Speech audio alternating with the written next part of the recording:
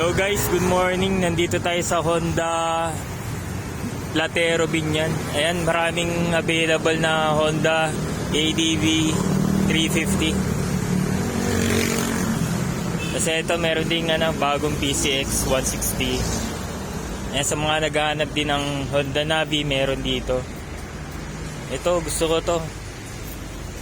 Honda Giorno. Ayun, kalalapag lang, dami. Wala pa nga lang ADV na bago, yung 160 2026. Pero sa mga naghahanap ng PCX, Navi, Honda Giorno, Honda Beat, ito, saka itong Honda ADV 350. Pogi nung matlock.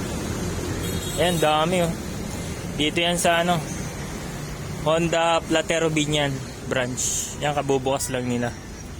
Kung mga gustong mag-inquire, punta na kayo dito. Ito gusto ko.